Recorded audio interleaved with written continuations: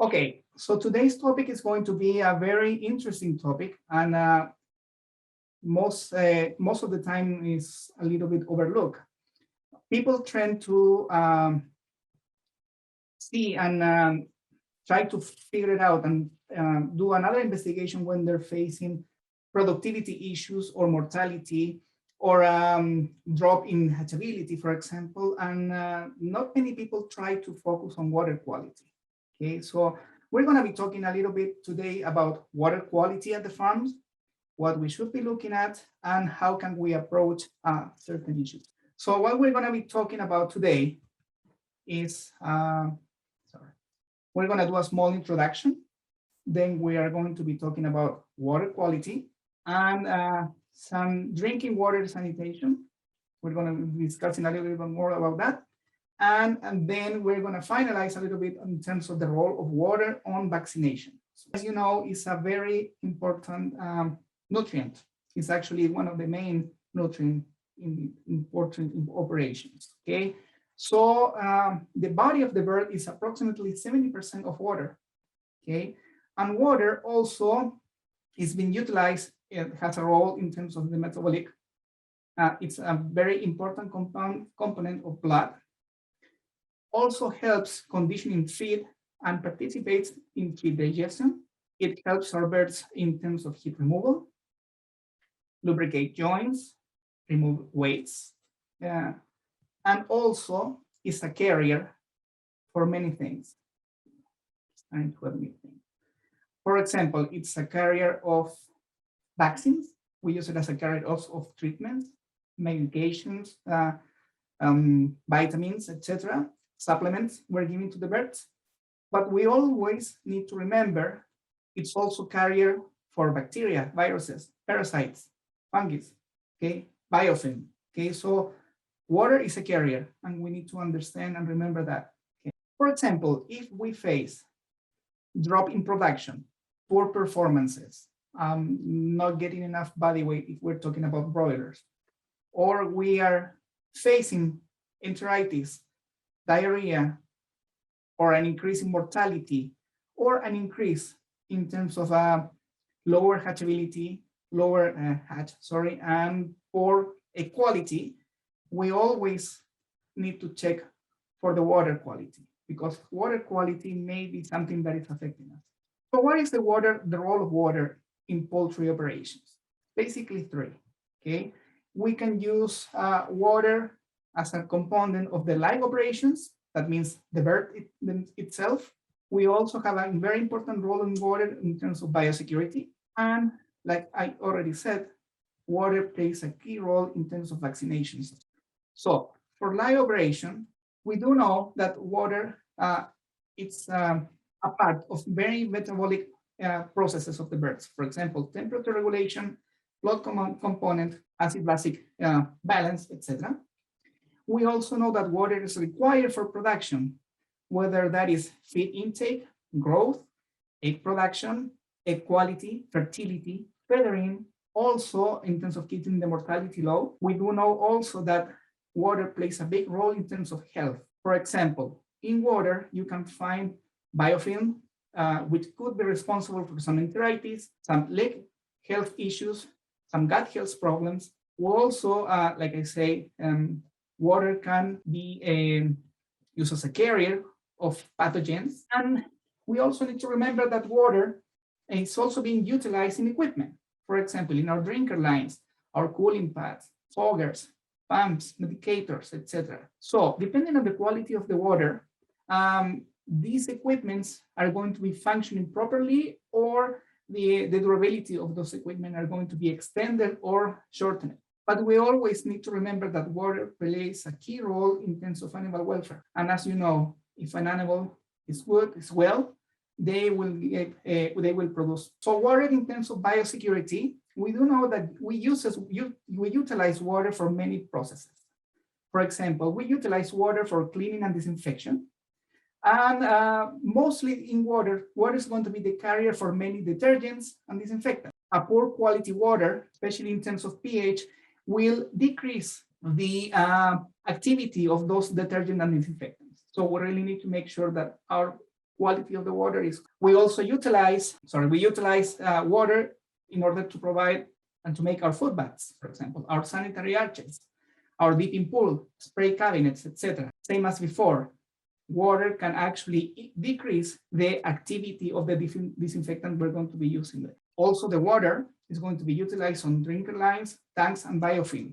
When we clean and disinfect those drinker lines, depending on the quality of our water, the products that we're going to be using is going to be active or not. And also in terms of the equipment, again, the water quality can affect the drinkers, the cooling pads, foggers, pumps, medicators, etc. For example, if our water is high in calcium, for example, we're going to have a lot of scales built up on those, and the durability of the equipment is going to be decreased. In terms of vaccination, we do know that water is a vaccine carrier, so quality of the water is critical in order to secure the livability of the vaccine. Okay. For example, if our water is being sanitized and we have neutralized that, the vaccine is going to be neutralized. Okay. Also, the temperature of the water. For some viruses, for example, they cannot survive in high temperature. So very important, the quality of that water. And also, water itself will be accountable of uniformity of vaccinations in terms of volume of water and vaccine distribution. So as you can see, not only the quality of the water is going to be interfering with the uniformity of vaccination, and also the amount of water. So when is water quality more important? And this is an open question for everybody to think about, okay? Is it more important during cleaning and disinfection? Is it more important during growing, brooding stage or production? Or is it more important during cleaning and disinfection for our houses? Or is it more important during medicating? All the above. So the answer to this question is all the above. Okay. Water quality. So whenever we're talking about water quality, this is, like I said, an area that is often overlooked, right? People don't pay much of attention when we talk about water quality. And many people just focus on the physical aspect. As long as the water is clear, transparent, odorless, and without anything strange in it, they think it's a good quality of water. But in order to evaluate the real quality of the water, we really need to take samples and send them to the laboratory for further testing, okay? Many of the parameters are not going to be easily seen on plain sight, okay? We also need to remember that there are some management related issues that will interfere with our quality of water.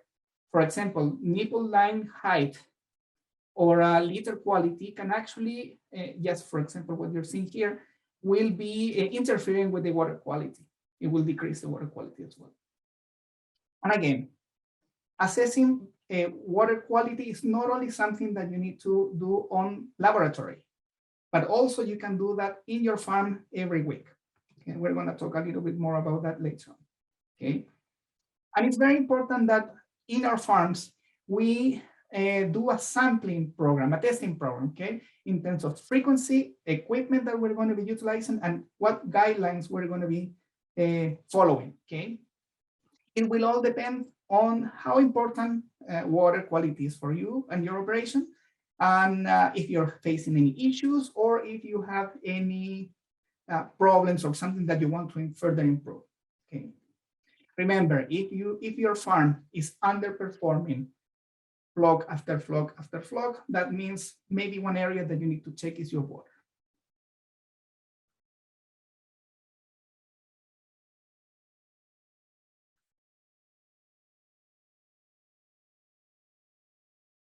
Okay, when we evaluate water quality, basically we target 3 different areas.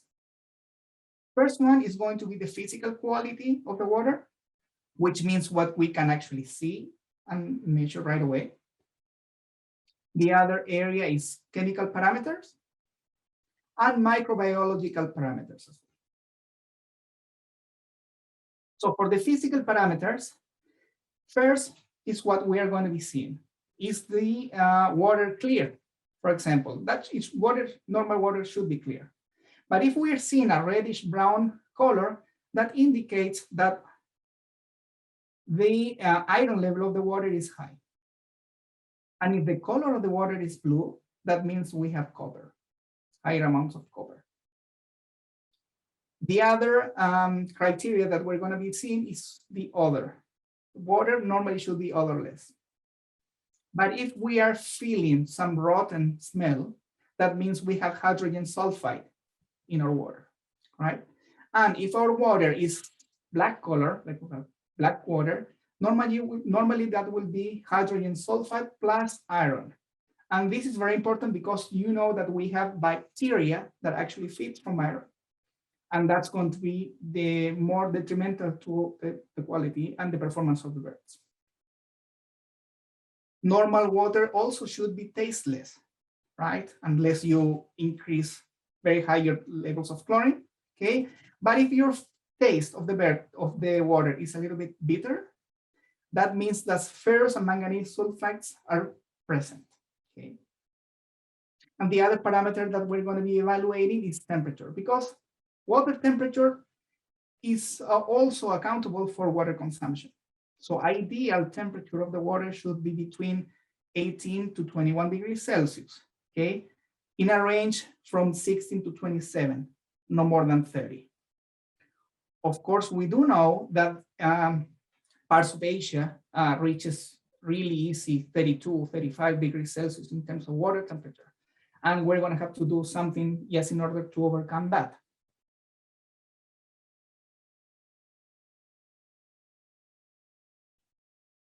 Okay. So when we talk about chemical parameters, the first one that we need to measure is pH. Normally, water pH, the birds are going to be accepting a wide range, somewhere between 6.5 to 8.5 pH range. Okay? Ideal, of course, is going to be a neutral water, 7 to 7.5.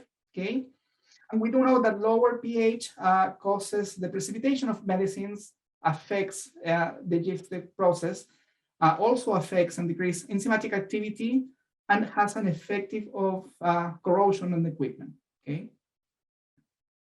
Hardness of the water also is salts of calcium and magnesium dissolved. And of course, if we increase the hardness, we're going to have damage of the water system, scale buildup, and delay on digestion. Okay. So it's also good that we check our hardness. Chlorides, on the other side, will give the water a salt and bitter taste. So water consumption is going to be decreased. Okay? And also can cause some enteritis and bacteriosis.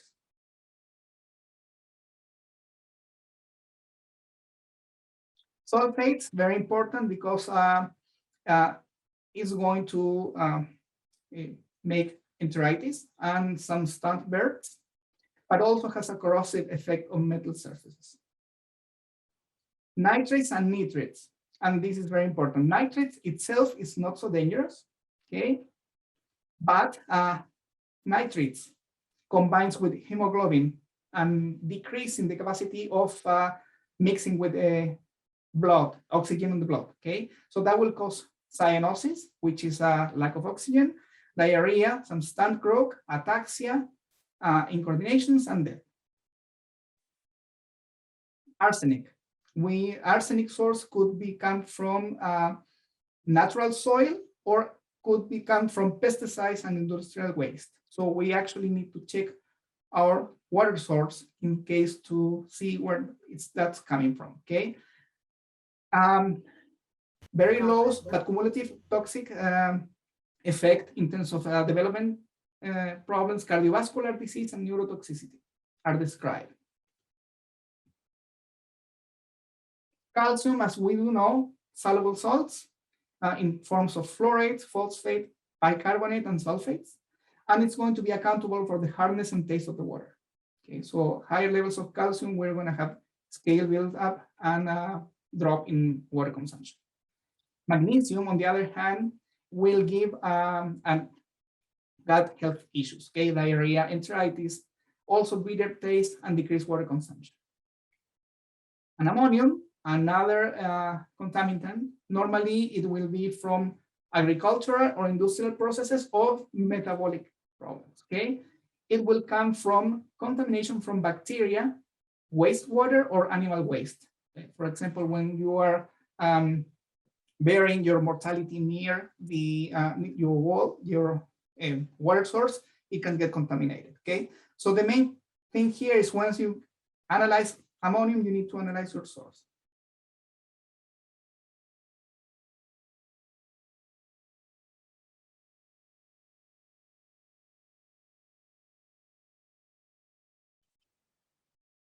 Okay, if we have a nitrate treatment, a problem, we need to treat it.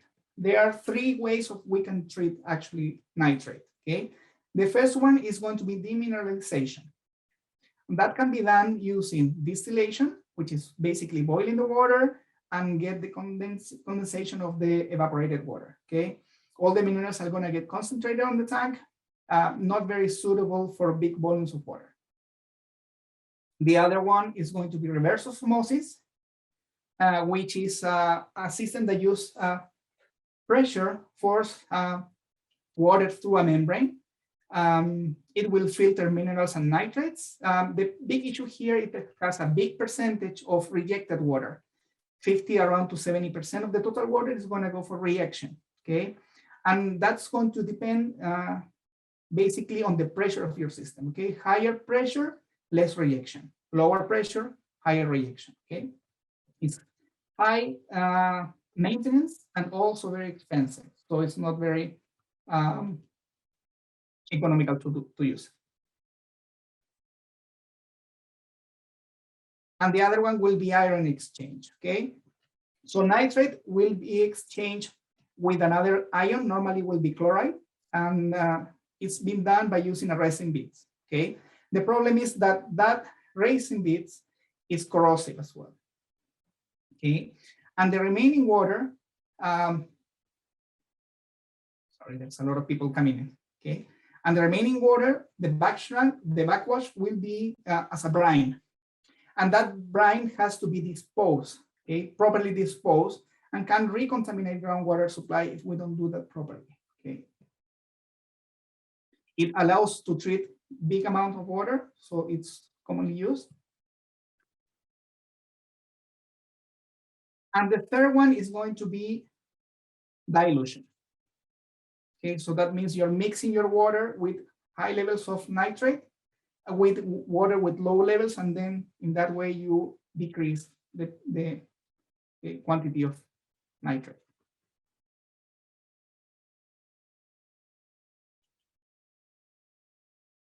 And when we talk about microbiological parameters, we do know that water is a pathogen carrier. We already established that. Water contamination can occur from the source to even the drinkers. The water can get contaminated, can be actually cleaned from your source, from your well, and get contaminated on your drinkers if you have biofilms, for example. The parameters you're going to be looking at is normally going to be salmonella, but any bacteria.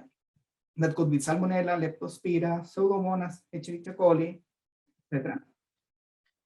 You can also look at viruses. For example, avian influenza is a very good example of that. And also you can search for some parasites. Okay, normally on the water, you can find some protozoals and some eggs of intestinal worms. So we do know that there's a lot of factors and parameters that we need to evaluate. So how do we do that? Okay, first of all, you're going to find in the literature a lot of guidelines. Okay, for example, you have these studies from Carter and Smith. Then you have, for example, our Avian broiler handbook in 2018. Regardless, you need to pick one and follow that through. Okay. For example, here you'll see that heterotrophic bacteria has to be less than 100 CFU for 100 ml. Coliform bacteria less than 50, for example. pH in the range of 50 to 6.8. Hardness no more than 110. and then all the way down. The important thing is that you choose your guideline and then you compare your water with that guideline. Okay, so how do we do quality control? We do know, and we have established that we need to have a quality control. Okay, for example, how do we do the quality control? We take samples, and those samples, we make a plan, a program, okay? It has to be at least once a year, full panel of water sample, water sources and drinker lines in terms of total bacteria count, coliform count, salmonella, hardness, conductivity, etc. Full panel, okay? Though you take those samples and then you take it to the lab. Then once a week, you can establish that you can do some farm sampling, okay? In terms of, you can use ORP, pH, chlorine levels using strips, tools that you can actually utilize on your farm, do it yourself. Once a week is more than enough, and you can also utilize those whenever you have a problem, okay? Performance issues, gut health problem, increasing mortality, or just regular check.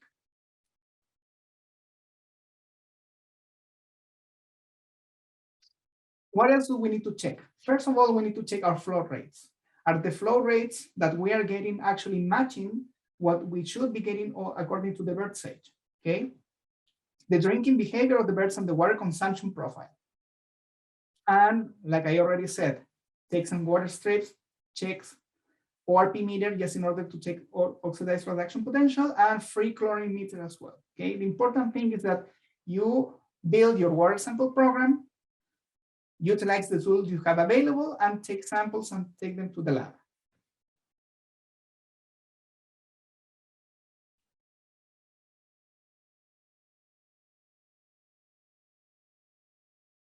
Where should we be checking? First of all, the source. Well, the well needs to be covered minimum once a year, full panel, minimum, okay? Then on the house, untreated water at the end of the drinker line, twice a year also, full panel again, and every week according to the tools that you have in the house.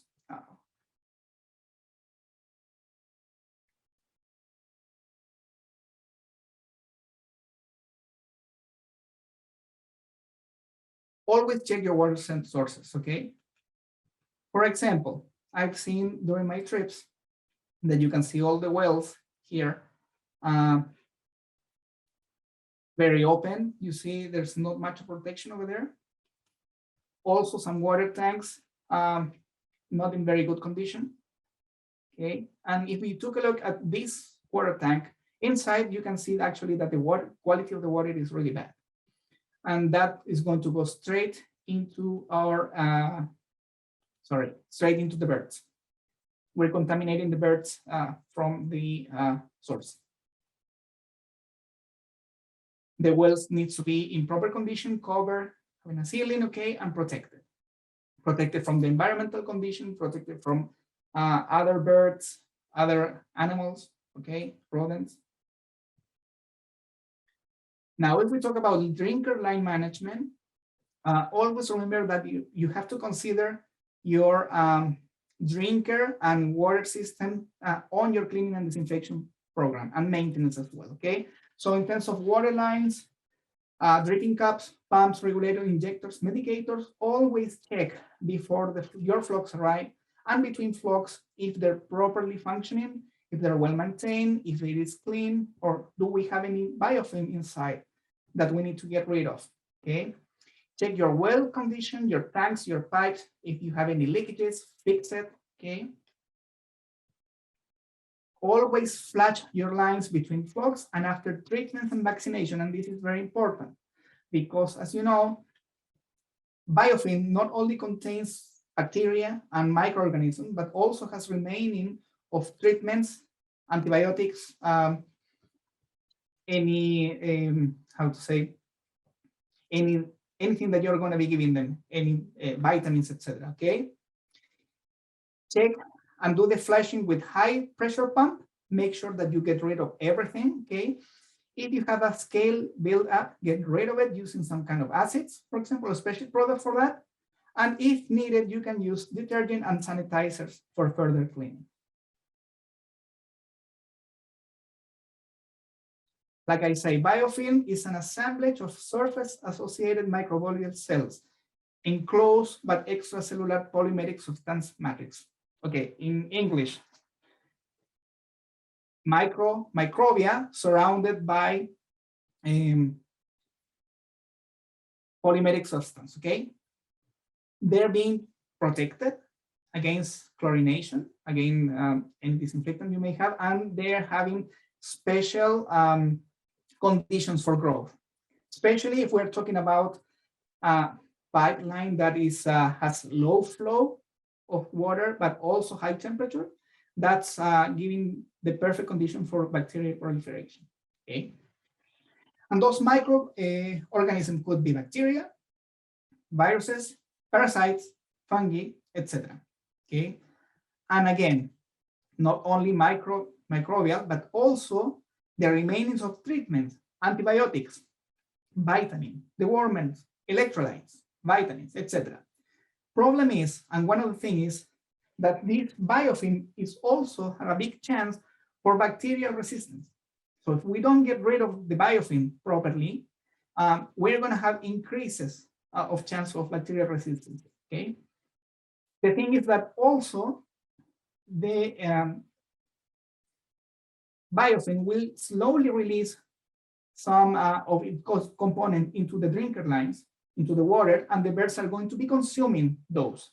And that's going to be affecting the gut integrity and the gut health. Okay. We're going to see some enteric problems, enteric issues, enteritis, depressed growth, poor performance. If we're talking about breeders or layer, we're going to have a decrease in terms of the egg quality. Okay, we have morbidity eggs, and even we can have, depending on the situation, some egg quality problem. Okay, how do we get rid of this? We use hydrogen peroxide solution from between 0.8 to 3%. We leave it over there for 12 to 72 hours, and then we flush.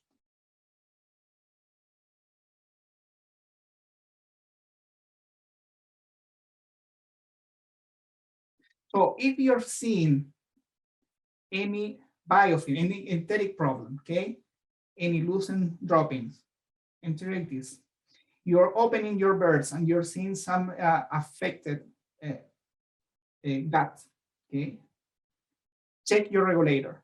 You can open your regulator and then you're going to be able to see the surprise you have inside. As you can see here, it's very dirty, really easy to look at. Just open your regulator and you're going to be able to see it.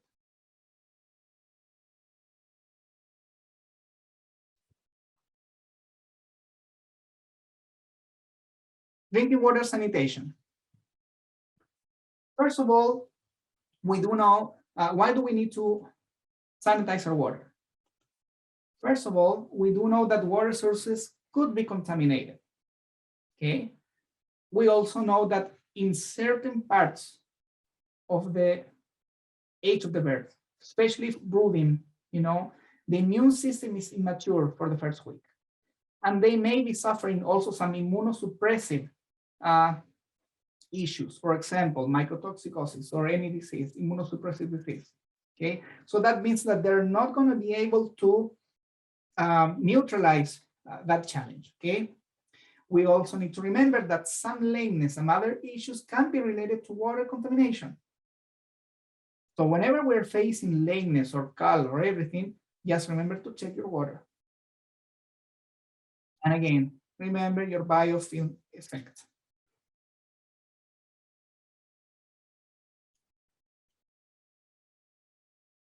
So what are the most commonly used water sanitizers? Okay, first of all, chlorine. We do know that we need to target free chlorine, not total chlorine. Okay, and the amount of the densities should be 2 to 5 ppm. But we do need to remember that free chlorine, it will depend on the pH. It's going to be pH related. Okay, the free chlorine part that is going to be having disinfectant capacity is the hypochlorous acid. Okay, and that has to be more than 85% of the ratio in order to be available for disinfection. Sorry. If we're going to be measuring oxidized reduction potential, the level should be between 650 to 750 millivolts. And if we measure ORP, it's going to be more suitable than only free chlorine, because ORP takes in consideration the pH of the water. The other component that normally is being utilized is chlorine dioxide, which is a strong oxidizer. It's very effective at a wider range of pH. The thing is that it's expensive. And the target is 0.2 to 1 ppm of free chlorine dioxide. Okay, so that means 2 to 4 ppm of total chlorine dioxide. And you can also use hydrogen peroxide. The same compound that you're using for getting rid of the biofilm, you can use also on your drinking water. It targets biofilms and organic matter.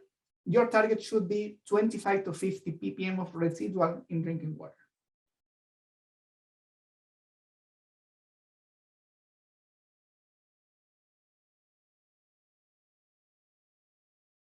Okay, so in order to explain a little bit further the oxidation reduction potential, why do we need to use this one over free chlorine? Like I say, normally free chlorine will be divided in two, okay? It will be divided on hypochlorous acid and hypochlorite ion, okay? So on a regular pH of 7 approximately, 50%, 50% of the total will be on hypochlorous acid and hypochlorite ion, okay? But if we decrease the pH up to a 6, we can actually see that the amount of hypochlorous acid will be increased over to 86, 89%, 96, 95%, okay? Very high, okay?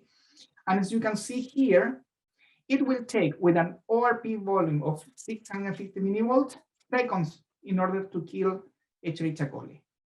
So the main message here is not only care about free chlorine, but also consider pH, acidic condition, okay? And target that with your ORP.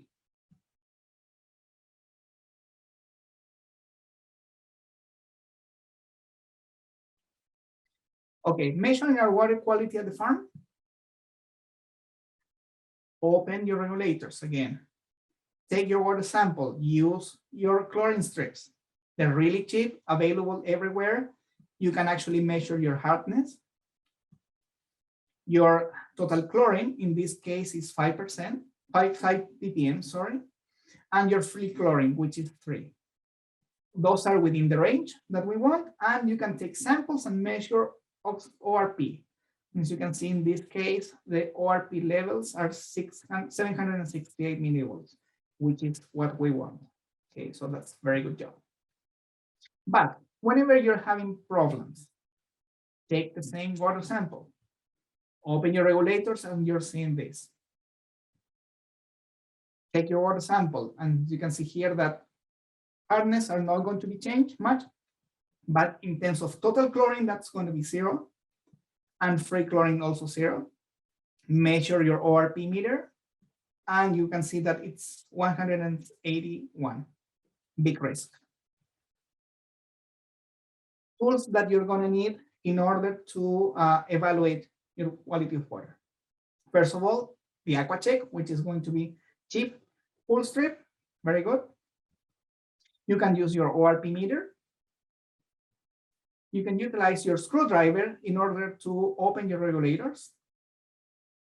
And always use your senses, smell, taste, of course, and your eyes, okay? And here's the thing.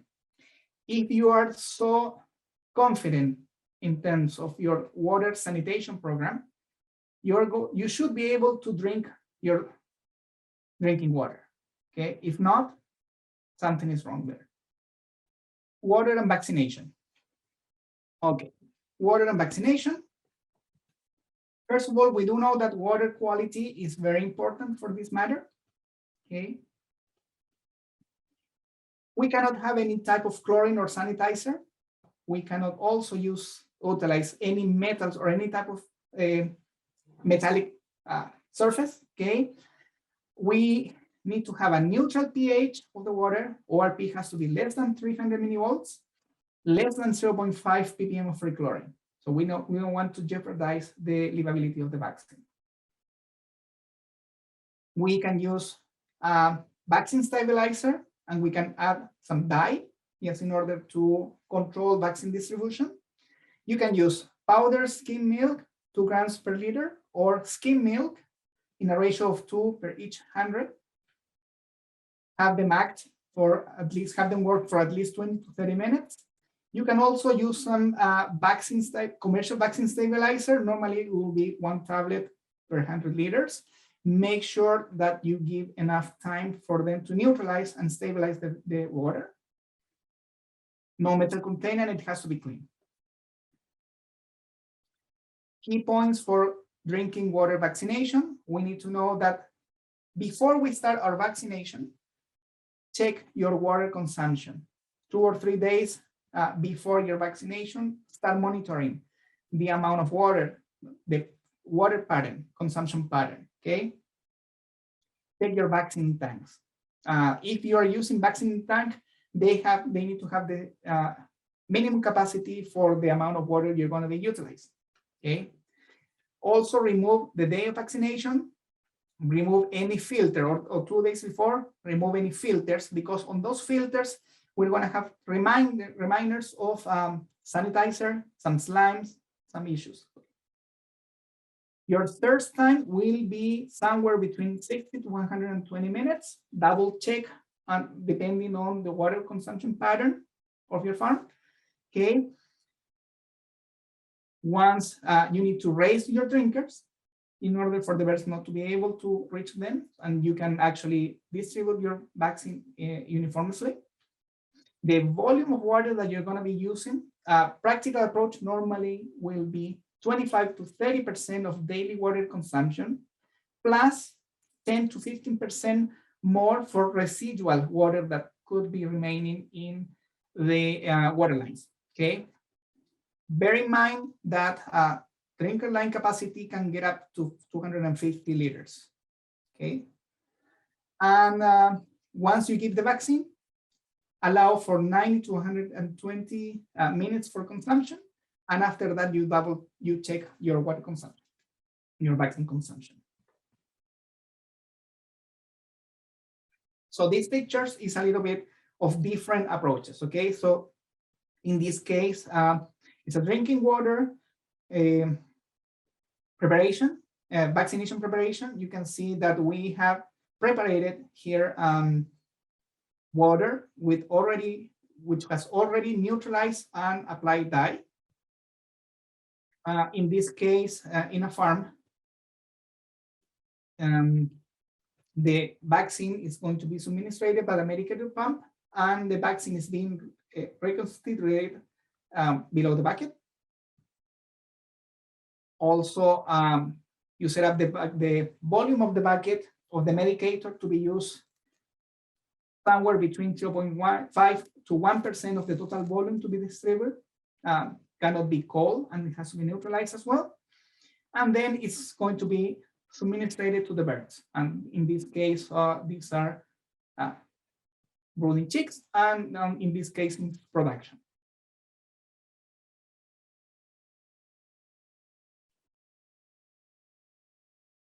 After you give the vaccine, and before you start giving the vaccine, we need to make sure that we flush any remaining water from the system. So you can see you can start vaccinating your birds and lower your drinkers after on your flush lines already the blue dye color has come out, and you can actually see the blue color here on the hose. And always check your vaccine intake. Sorry. And at least 100 chicks, different pens, 3 different locations throughout the house, okay? And always check the serology 3 to 4 weeks after vaccination in order to see how uniform your vaccination was.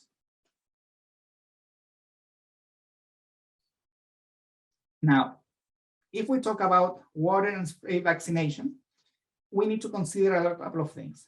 First of all, no chlorine or any sanitizer has to be done on the tank. Okay, the water has to follow the same guidelines as for drinking water vaccination. Also, you can utilize dye in order to see how your droplets uniformity and the reach of your spray, and the temperature of the not of the water. Temperature of the water has to be between 16 to 27 degrees Celsius. Okay, not too cold and not too hot. The amount of water that we're going to be utilizing also going to depend on the things. For example, droplet size for the hatchery spray has to be between 100 and 300 microns. On younger chicks, we can utilize from 80 to 100 microns. And older chicks, normally you utilize 60 to 80 microns. Okay. We have to remember that in younger chicks, we don't want to have too big of a droplet in order to go deeper again, in order for have less side effects. The volume of water you're going to be giving for day-old chicks, normally consider somewhere around 200 to 400 ml every 1,000 birds. And the house sprayed normally 1.25 liters per 10 meters of surface, or 500 to 1,000 ml per 1,000 birds.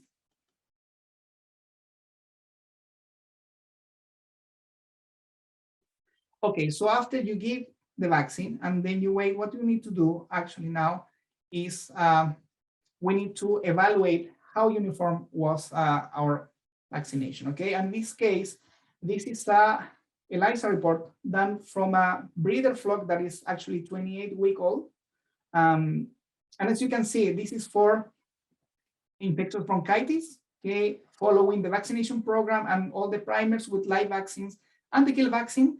As you can see in this sample, what you need to know now here that the mean titer is about 5,678. Important thing here is coefficient of variation. That's going to tell you how uniform your vaccine and your titers are. Okay, so make sure that whenever you want to evaluate your vaccination, always check on your CV. So what is going to be the target for titers? Okay, normally the titer will be less than 30%. It will be an excellent and uniform titers.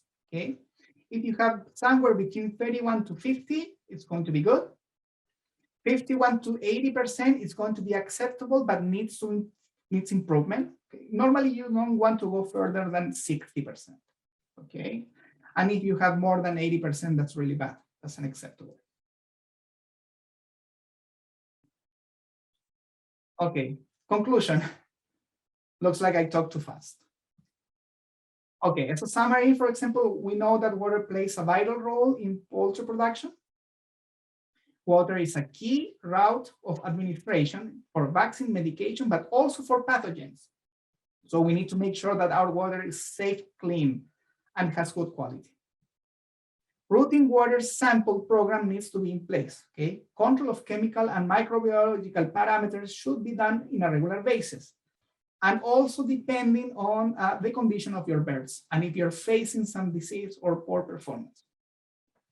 Water sanitation, cleaning and disinfection program, line maintenance, and regular sample will allow to keep all the risk under control. And remember, water as a carrier for vaccine needs to be handled properly in order to ensure a proper vaccination, measure titers in order to evaluate the efficacy of your vaccination. And with that, this concludes my presentation. Okay, so thank you very much, Dr. Luis. That was very, very informative presentation indeed. And this is actually a very great reminder for everyone on the importance of maintaining and monitoring the water quality in our poultry operation. And as you have mentioned, you're asking earlier, when is the water quality more important? As some of our participants says, all the time, or as you mentioned, in all aspects of the operation. Okay, so now we come to the last part of our webinar. Dr. Luis, we now open the floor for the question and answer portion. Actually, we have here quite a good number of questions for you. Are you ready now? Good. Yes. Yeah, okay. Okay, so here we have our first question. Let me get it through. Okay, so here. अरे dock एक issue हो गया बहुत बड़ा यार 600 vial vaccine गई है इधर आओ मैं दिखाता हूं Hello, sorry, can we ask our participants to mute their ये भी नहीं अटेंड करता है microphone, please? Yeah, thank you. Okay, so can you hear me now, Dr. Luis? Yes, I can hear you. Okay, perfect. Okay, so here's the first question. So, Dr. Luis, what is the long-term effects of warmer water if we use around above 30 degrees Celsius? That's the temperature on the chicken. Okay, that's it will depend of the how to say, the age of the chicken, but normally if you have the long-term effect of giving them hot water, it will be a lower drinking water consumption, and therefore we are going to have poor performance, lower feed intake as well, lower body weight, and more susceptibility for any diseases as well. So long term, the birds are going to compensate a little bit more, but the performance is going to be decreased. Okay, okay. So thank you very much for that. You're welcome. So next question we have here. With regards to the water pH, oops. Excuse me, sorry guys. Can we request everybody to please mute your microphone so that we can hear properly our guest speakers' answers to the question? Okay, thank you very much. Again, Dr. Luis, our second question is with regards to the water pH. Most literature mentioned that it's better to have a significantly slightly acidic pH, which is between 5.5 to 6.5 for better gut activity. So what's your comment on this? Because based on your presentation, you mentioned it's ideal to have a 7 to 7.5 pH. Okay, yes, that will be the ideal, but it will depend on the target. For example, birds can actually support lower pH as well. If we have, and again, this is a two-way as well, because if you have an acidic 5.5, 6 pH of water, just in order to control gut health, for example, you also need to remember that you want to control your pH, or the pH of the water on the lower gut, right? If you acidify your water, big chances that you're going to be controlling your crop pH and a little bit on the inner gut, but that has to be done basically through protective acids or some other management. So yes, water can, the birds can actually function well with those type of acidic water as well, but not too acidic. Then you're going to start having some rejection in terms of consumption. Okay. Okay, okay. So that's clear. Okay, thank you very much. And then another one here, because I think you also mentioned on the monitoring of the water. Yeah. So what is your comment on those doing monthly microbial monitoring? Is there any advantage on doing the monthly microbial monitoring, or as you mentioned, twice or once a year is enough? So no, that will be minimum, and it will depend on the of the operation. For example, if it is broiler, it's more than enough. Okay, it will depend on the company. It will depend on the means they have. The more samples you take, the better. Yeah. But again, the more the better. So if you do twice a month in order to ensure your quality of the water, that's perfect. It will give you a more chance to react. If for some reason the parameters goes offline. Okay, so the more the better. The once a year, twice a year is minimum. Okay, so what's important is at least they do the monitoring once or twice a year, right? Yes, but the, Yeah. and the other thing is, if they're Mhm. facing constant issues in terms of mortality, poor performances, they are going to pick up the problem if they do twice a month. Okay. Oh, yeah. If they can do it, perfect. Okay, so that's the advantage of doing a more regular, more often testing. Yeah. Okay, good, good. So next question, Dr. Luis. So you have mentioned that lameness is sometimes related to problems in water. So from your experience, how often do you usually observe these problems in the area, particularly here in Asia? Okay. Okay. Let's say, so what is going to be my experience here that seeing lake issues due to water problems, right? That was the question? Yeah, that's right. That's right, Okay. Dr. Luis. That's kind of hard to answer because whenever we visit farms, normally we will start, for example, seeing many things. We're starting to see stunt birds. Many people don't pay attention to water. And also the conditions they have, normally they will be under chlorinating the water or sanitizing the water. So we cannot rule out water as an important thing, but I will have to say, in my opinion, the problem related with water quality will be very frequent, much frequent that customers tends to think. Okay. Because you also have to remember that water quality, poor water quality, will also, first of all, it will drive bacteria into the joints, and therefore they're only going to have some lame. Also, poor quality of water also will lead to lower feed consumption. Lower feed consumption will drive to maybe some litter eating. Therefore, more bacteria will come. So it's not like black or white, but I will have to say it's very frequent. Yeah, okay. Especially that most of the time it's the least suspect, right, Dr. Luis? Yes. Yeah, okay. Yeah. All right. So next question for you. We have a very good lineup of questions here. Wow. So yeah, very interesting indeed. So what are the water requirements for drinking water vaccine so that the water cannot react with the vaccine and it can have a good effect or an effective vaccination? Okay, first of all, no sanitizers. The temperature of the water also has to be proper. Okay, so remember, your vaccination storage is should be around 8 degrees storage.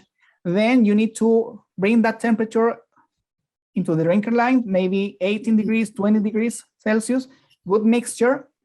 The, how to say, the utensils that you're going to be using cannot be metallic. That will neutralize the virus. Okay. Also, you need to check, and this is why it's very important that we check not only chlorination, check metals, any type of metals in the water can also interfere.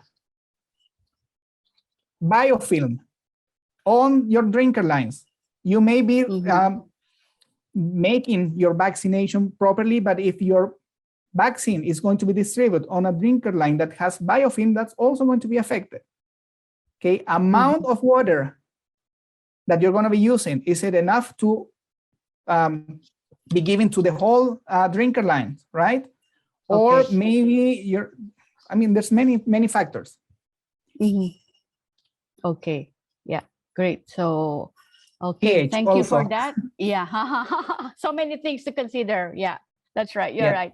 Okay, so next question, the use of hydrogen peroxide to eliminate the biofilm in the water line during rearing the bird, does it cause any negative effect to the bird if it's not on the proper or the right ppm? Yeah, it's going to be corrosive and it will change the taste of the water. So your water intake will be lower, and it could also lead to kind of poisoning as well. Okay. All right. So next question is, what would you suggest, or any suggested coloring material if we use the skim milk because normally they say it's very difficult to check if there's no coloring if they use the skim milk for the vaccination. I think this one, yeah. This one is very easy. I also have a lot of challenge of that, and the solution is very easy. Food coloring. Yeah. You can use That's food right. coloring, regular food coloring. That's it. Problem solved. Just make sure you use blue. Okay. Don't use, yeah, very don't use visible. red. Okay, blue. Very visible. Yeah, blue. Okay, great. So thank you. And then another one here. Anyway, we still have time. How can I recheck the droplet size when we use sprayed vaccination at the farm? Okay, there's two ways. First of all, before you start vaccinating birds, you need to check maybe the day before the uniformity of the droplet size, right? So how do you do that? You can do that in two ways. First of all, you can use a water sensible paper, for example, a brown paper that will allow you to see the droplet size and the uniformity of those droplet size. Okay. And you spray on that and you check, and if you need it to, but you have to do this the day before. The other way that you can actually do that is actually adding some dye in your vaccine solution, so you can actually see how the droplets are going into the birds. But I will have to say the most effective one will be the day before, spray on water-sensitive paper and check the droplet size. Okay, perfect. Yep. Okay, so another one here related also to the vaccination. So very rarely I get a CV as uniform as 28% for flax vaccinated with the live IB vaccines. So for the ELISA shown, is it live IBV vaccinated only? No, the ones that I show, the example is a mix between, because it was a 28-week-old flock, it was a mix between live vaccine with primers, of course, and then you have two inactivated vaccine. And again, if you're only evaluating live vaccines, your CV may not be as good as what it shows, okay? Because live vaccines, respiratory vaccine normally will give you like a, how to say, my Spanglish. It will give you like local immunity. Yeah, that's right. Local immunity will not be so related. So it's very easy to see CVs that are higher actually, but with good protection. Okay, if you're only looking at live vaccine for infection bronchitis. Okay, okay, good. So next, almost finished. Don't worry, Dr. Luis. So what is the ideal TDS in vaccine water used in drinking and spray vaccination? TDS. TDS, yes. Total dissolvable solute. The lower, I think 1,000 to 2,000, no more than that. Okay. All right. So, and then last two, the feed disinfectant can affect on vaccination by drinking water. They're asking if the feed disinfectant, is there any effect on the vaccination by drinking water? Well, yes. And I'll have to say that I had experience here in Chile. We actually, in my times over there, one of the problems we were having actually was the timing for vaccination. Okay, so if you vaccinate the birds and you're going to be using drinking water, after you feed the birds, the feed will have contact with the water, and it can get neutralized, not only because of disinfectant of the feed, but also because of the component of the feeds. Okay? So what do you need to do? First of all, you need to vaccinate your birds before you feed them or after you withdraw your feed. For example, if that's going to be in breeders, for example, we can vaccinate them. We feed them in the morning, and 8 hours to 12 hours later, we vaccinate them. Yeah. Okay. But yeah. Okay. Okay. Very clear. Okay. Thank you. So that wraps up our webinar for today. Thank you. Thank you very much, Dr. Luis. Thank you. Thank you very much. Take care, everyone, and have a good day. Thank you, Dr. Luis. Thank you. Thank you very much. Good morning, everyone. Thank you. Morning.